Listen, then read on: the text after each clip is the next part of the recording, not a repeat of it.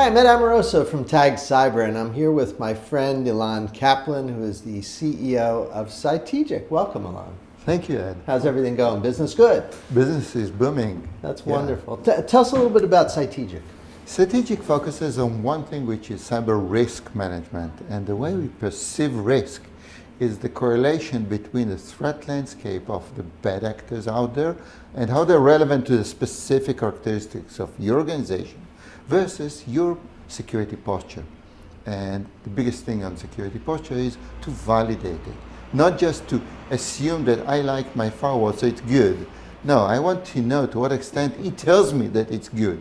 So by taking the information from the outside and the information from the inside and putting it together in a very intelligent machine that can really articulate the risk profile and the financial impact associated with this risk, you can make decisions as to remediation plans, as to cyber insurance, as to priorities, and even support your business in forecasting in M&A activities and what you're looking at down the road. That's wonderful. You know, I'm so glad you're here because just about everybody is worried about third-party risk now. And I know you guys have been spending a lot of time there. I suspect a lot of people watching right now would probably list third-party risk as like the top risk, the whole firm.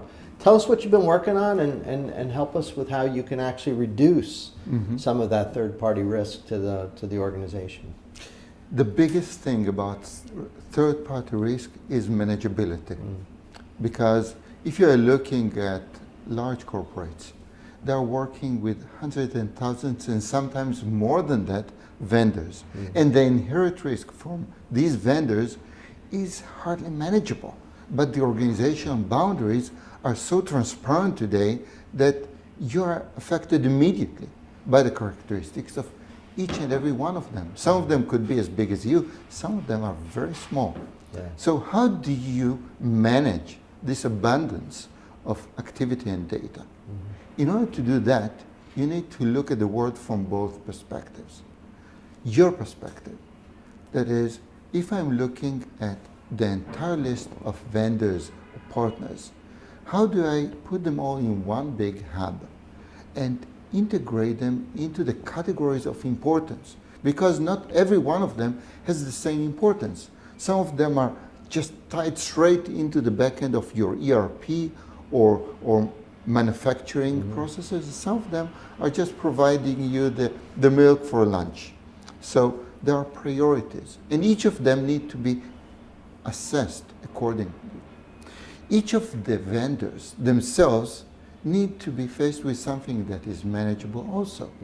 A very quick and agile platform, short questionnaire that identify exactly what it means to them. But moreover, what do they get out of it?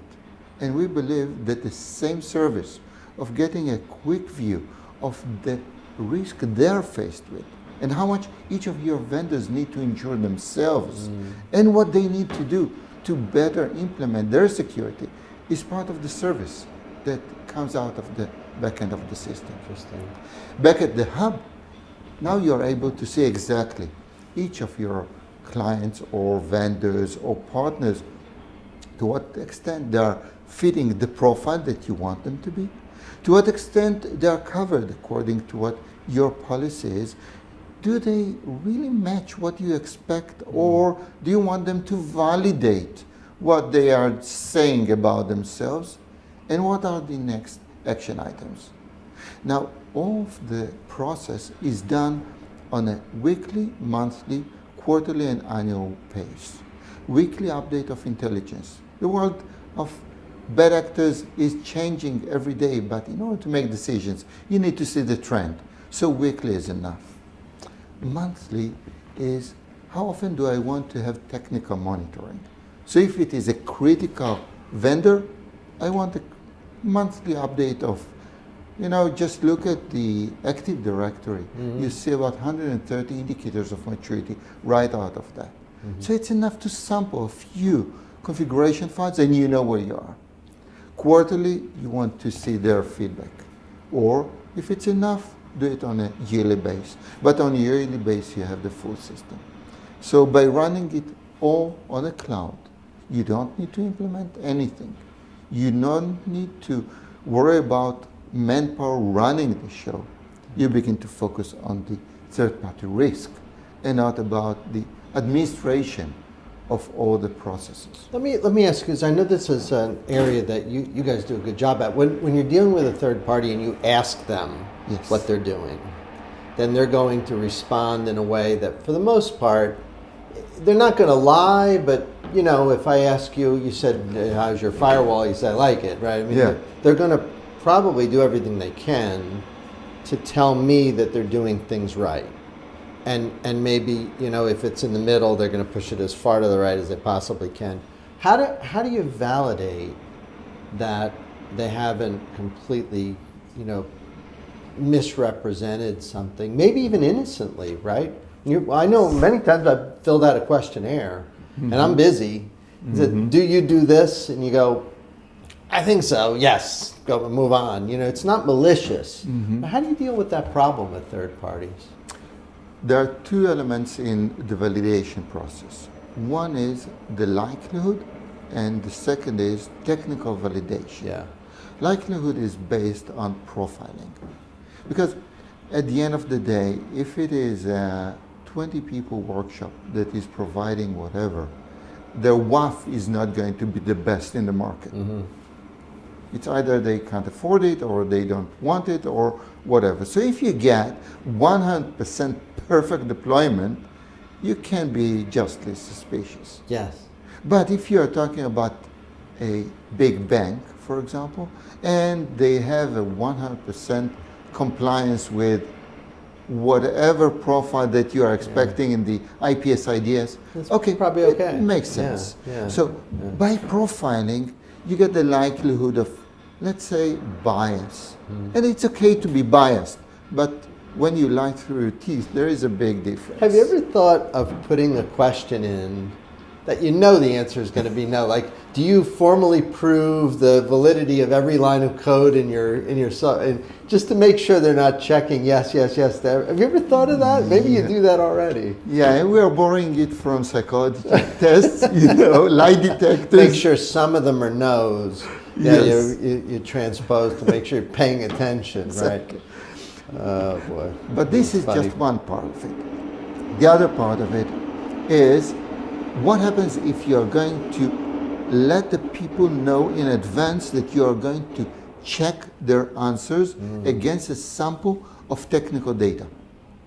So it's not like I'm going to question every reply that you Right. gave me, but if I'm going to ask you about your kids, they are the brightest and the most beautiful and everything is fine. But if I'm going to tell you, I'm going to look at a sample of their math tests. Yeah. Can you give me an estimate how their scores are, more or less? You'd be more accurate. You'll be probably rather accurate. So Right. actually, by the Right. fact that you know that you might be validated, I increased your honesty. Do you think that, in some sense, is a foundational principle, like in third party, that, you know, ask but verify, or something? There's probably something foundational there that, Yes. that any type of interaction with a third party needs to be surrounded by the specter that you're doing some data validation. Am I saying that right? I believe so. If you compare it, for example, to healthcare insurance, Yeah. and if you're within the bracket of what is expected on your report, Right. then fine. Yeah. But you know that if something is a bit off, you'll be asked to visit a doctor, or they'll Right. send one for you, you know. Right. And the minute you're aware that this may happen, it helps you to be honest. Yeah. And we need to help our vendors to be honest. And the way to do it is not by intimidating or threatening or legal language, but to share with them, this is very important for us because you're getting something out of it. We are helping you by remediation recommendation, by showing you the financial impact you're faced with in your business, not on our business. This is a service that you're getting of doing business with us. So this must be a win-win situation, not trying to catch them because they are a partner. But most partners are focused on their business and not on cybersecurity, and justly so. So by becoming partners and educators and giving them some education even as to how they can manage their own risk, how can they reduce their own maybe expenditures on cybersecurity and get a better bang for the buck, it becomes the real ecosystem that we really need to do in order to do business in these days. You think if companies do this, things will get better? Third party? I think that the entire ecosystem will get better. Yeah. I think that it needs to be done on a Because your united- third party has third parties, and it cascades. Precisely. And if you look at the latest discussions of fourth party, Yeah. like that breach that was in Australia in the aviation industry, he was already a third party of a third Yeah. party. And That's what I mean. It sort of cascades around. So we need to Yeah. create an ambience of something that is manageable. If you're trying to answer all the 2,000 characteristics of the NIST 853 or the new one, or you want to abide with every element of the GDPR, I don't think there are too Yeah, many. good luck. Yeah, It's too much. too much. But if you have some critical guidelines, how to handle it, and one of your biggest partners is helping you to go through it, then the overall investment goes down. And the outcome to the end player, which is at the end of the day, you and me. Yeah. We're the guys who are eating the hamburgers in the street or drinking the Coke. We need to get good coverage Yeah. and good practice of our vendors. So this is the way we address it. I believe that the biggest thing in this world is to look at who can manage the third party for you. Because this is not the essence of the industry. The essence of every business is to provide you good beverages or legal advice or do your accounting books. Mm-hmm. They need to focus on that. You don't want them to focus on the complexities of third party. So I think there is a huge market today for small, mid-sized, large players who can handle the third party for the rest of the market using the CRSA platform like ours, the rapid self-assessment platforms. And one last thing, it all needs to be based on relevant information, Right. relevant intelligence. If you are just asking to what extent you have a great, I don't know, knock, nice. Will it move the needle if you are not dealing with internal threat or whatever? Right. It's great. Hey, I'm so glad you're doing this work. I think it does raise the level of kind of security across the whole ecosystem. It's good to hear. You having fun being CEO of a cool tech company? Yes. You like that? very You travel much. around a lot. Yeah, these days we are doing some very interesting business around the world. Wow. Some of it is in India, which is emerging to be a very interesting Yeah, platform. yeah. They're doing fantastic work there in Europe, in East Europe as well. So I think the World's world become a smaller place. Right? and flat. Yeah.